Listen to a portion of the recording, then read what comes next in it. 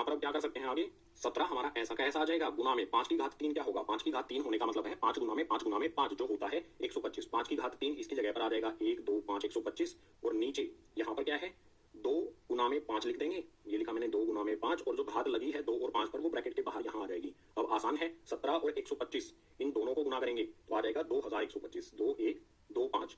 नीचे क्या आएगा हमारा, नीचे बिल्कुल आसान है, 2 को 5 से गुना करूंगा 10 हो जाएगा, और घात कितनी रहेगी 3, घात से मेरा मतलब पावर है, ठीक है, ये पावर है, यहाँ पर ऐसी की ऐसी आ जाएगी। कितनी लगी है 3 है, तो हम ऊपर वाली संख्याओं को पीछे से गिनना शुरू करेंगे, 3 संख्याओं को दशमलव के पीछे रख देंगे। यहाँ पर मैं लिख लेता हूँ 2 1 2 5, पीछे से संख्याएं गिनो, कितनी संख्याएं रखनी है हमें दशमलव के पीछे 3, तो 1 2 3, यहाँ पर लग जाएगा दशमलव। जो हमारी ये संख्या है 17/8, इसका दशमलव प्रसार हो जाएगा 2.125। इसी प्रकार से चौथे और छठे वाले भाग को देखते हैं आगे वाले पेज पर।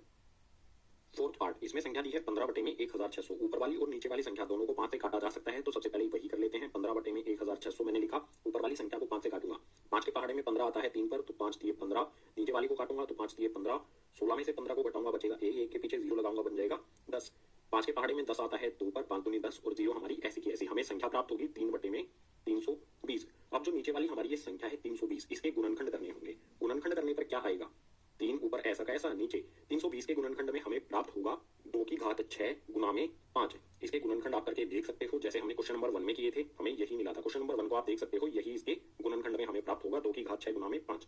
अब इसमें मैं गुना करूंगा, मुझे क्या करना है, जितनी घात 2 पे लगी है उतनी ही मुझे 5 पे भी लगानी होगी, तो 1 5 यहाँ पर पहले से है, मुझे 5 पे कितनी घात चाहिए 6, 5 की पावर कितनी चाहिए 6, तो 6 पावर करने के लिए मैं क्या करता हूँ, 5 की घात 5 ऊपर और 5 की घात 5 नीचे गुना कर देता हूँ। देखो मैंने यहाँ पर 2 पे 6 पावर लगी है, लेकिन यहाँ पर मैंने 5 की पावर 5 इसमें गुना किया है ऊपर और नीचे, क्योंकि 1 5 यहाँ पर पहले से ही है। 5 की पावर 5 में 5 गुना कर दूंगा तो 5 की पावर 6 हो जाएगी, ठीक है ना। तो यहाँ पर हमारा 3 ऐसा का ऐसा गुना में 5 की पावर 5 क्या होता है, 5 की पावर 5 आपको अब तक तो याद हो गया होगा 3125, और नीचे यहाँ पर क्या आ जाएगा 2 की घात 6 गुना में 5 को गुना करूंगा 5 की घात 5 से, 5 की पावर 5 से 5 को गुना करने पर हो जाएगा 5 की पावर 6। 2 और 5 पे पावर बिल्कुल सेम हो गई है, यहाँ पर भी 6 यहाँ पर भी 6, तो इसे हल कर लेते हैं। यहाँ पर 3 को 3125 से गुना करूंगा तो ये हो जाएगा 9375, और नीचे क्या आ जाएगा 2 गुना में 5, और जो घात है पावर है वो कॉमन आ जाएगी, बाहर आ जाएगी, यहाँ पर लग जाएगा 6।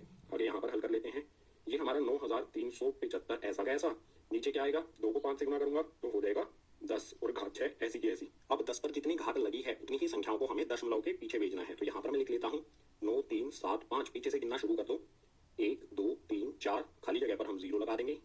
अब देखो 6 संख्याएं हो गई, इन 6 की 6 संख्याओं को, घात 6 है यहाँ पर पावर 6 है, तो इन 6 की 6 संख्याओं को हम दशमलव के पीछे रखेंगे, दशमलव लगेगा यहाँ पर, ठीक है। इस इक्वल्स टू के साइन को हटा के यहाँ पर एक 0 और लगा देता हूँ, ये हमारा दशमलव प्रसार क्या हो जाएगा 0.009375। इस संख्या के लिए 15/1600 के लिए ये हो गया दशमलव प्रसार। बिल्कुल इसी तरह से चौथे वाले भाग पर आते हैं, इसमें हमें संख्या दी है 23/2 की घात 3 5 की घात 2। इसको हल करना बिल्कुल आसान है, 23 हमारा ऐसा का ऐसा आ जाएगा, नीचे यहाँ पर 2 की घात 3 और 5 की घात 2, इसमें मैं गुना करूंगा। मुझे क्या करना है, जितनी घात 2 पे है जितनी घात 5 पे है, मतलब 2 और 5 पे जो भी पावर है उसको इक्वल करना है। तो यहाँ पर 3 है, मतलब कि मुझे 5 की पावर को बढ़ाना है, 1 तक बढ़ाना है, ठीक है। अगर 5 की पावर 1 बढ़ा दूंगा तो यहाँ पर 3 हो जाएगी, तो ऊपर भी 5 से और नीचे भी 5 से गुना कर देता हूँ। अब क्या हो जाएगा, देखो 23 को 5 से गुना करना पड़ेगा, यहाँ पर लिखता हूँ 23 गुना में 5, नीचे क्या आएगा हमारा 2 की घात 3, हमारा ऐसा का ऐसा आ जाएगा, 2 की घात 3 हो गई। अब 5 की घात 2 गुना में 5, तो कितना हो जाएगा 5 की घात 3। अब आगे हल करेंगे, 23 को 5 से गुना करूंगा तो ये हो जाएगा गाइस 1 1 5 115, नीचे क्या आएगा 2 और 5 को गुना करेंगे, 2 पंजे मतलब 2 गुना में 5 हो जाएगा, और पावर जो है वो 3 ऐसी की ऐसी रहेगी। अब बिल्कुल सिंपल 1 1 5 हमारा ऐसा का ऐसा, नीचे आ जाएगा 10 की पावर 3। आगे इसे हल कर लेते हैं, तो यहाँ पर आएगा 1 1 5, चलो 1 1 5 लिख दिया हमने, 1 मिनट 1 1 5 यहाँ पर लिखता हूँ 1 1 5। 10 पे कितनी पावर है यहाँ पर 3, यानी कि हमें 3 संख्याओं को दशमलव के पीछे भेजना है। पीछे से गिनना शुरू करो, 1 2 3 संख्याएं ही हैं, इसमें तीनों को हमें दशमलव के पीछे भेजना है, तो यहाँ पर ये दशमलव मैंने लगा दिया, और इससे आगे लगा दो यहाँ पर 0। तो जो हमारी ये संख्या है 23/2 की घात 3 5 की घात 2, इसका दशमलव प्रसार हो जाएगा 0.115। अब क्वेश्चन नंबर 1 के 8वें और 9वें इन दोनों के भी दशमलव प्रसार शांत थे, तो अगले वाले पेज पर देखते हैं इनका दशमलव प्रसार क्या होगा।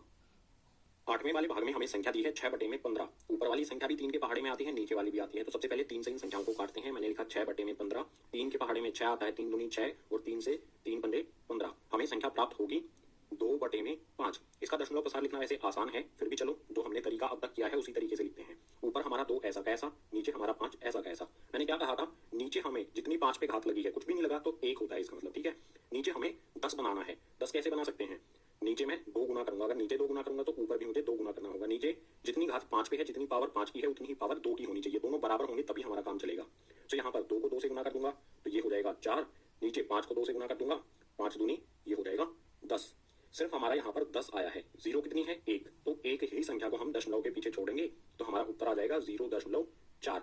यहाँ पर हमारी एक संख्या सिर्फ 4 है, हमने 4 को ही दशमलव के पीछे रख दिया, बिंदु के पीछे रख दिया। ठीक है, तो 6/15 इसका दशमलव प्रसार हो गया 0.4। बिल्कुल इसी प्रकार से 9वें पार्ट में हमें संख्या दी थी 35/50, तो ये भी 5 से कैंसिल हो सकती है। 35/50 लिखा मैंने, 5 सते 35, 5 दामे 50, हमें संख्या प्राप्त होती है 7/10। इसका लिखना तो बिल्कुल आसान है ना, नीचे पहले से ही 10 है, यानी कि एक संख्या को हमें पीछे छोड़ना है, तो सिंपल 0.7। एक संख्या कौन सी है? यहाँ पर 7 है, इसी को दशमलव के पीछे भेज देंगे, उत्तर आ जाएगा हमारा 0.7। 35/50 इसका दशमलव प्रसार हो गया ये। बिल्कुल आसान तरीका है। अंश ऊपर वाली संख्या होती है, हर नीचे वाली संख्या होती है।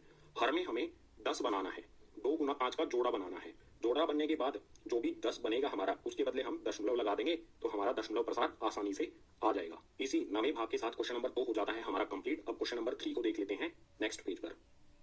एक्सरसाइज 1.4 के आखिरी यानी कि क्वेश्चन नंबर 3 इसमें दिया है कुछ वास्तविक संख्याओं के दशमलव प्रसार नीचे दिए गए हैं। प्रत्येक स्थिति के लिए निर्धारित कीजिए कि यह संख्या परिमेय संख्या है या नहीं। यदि यह परिमेय संख्या है और p/q के रूप की है तो q के अभाज्य गुणनखंडों के बारे में आप क्या कह सकते हैं? क्वेश्चन नंबर 3 में हमें इस प्रकार से संख्याएं दी गई हैं। हमें हर एक संख्या को देखना है और बताना है कि वो परिमेय संख्या है या नहीं है। अगर वह परिमेय संख्या है तो उसके बाद हमें फिर से बताना है परिमेय संख्या जिसे p/q के रूप में हम लिख सकते हैं। ऊपर वाली संख्या होती है अंश, नीचे वाली होती है हर, यानी कि p होता है अंश, q होता है हर। नीचे वाली संख्या q अगर वह परिमेय संख्या है तो जो नीचे संख्या आएगी q, उसके गुणनखंड कैसे होंगे, ये 2 चीजें हमें बतानी है। तो सबसे पहले भाग में यहाँ पर हमें संख्या दी है 43.123456789। आप इस संख्या को देखकर आसानी से बता सकते हो दशमलव प्रसार इसका शांत है।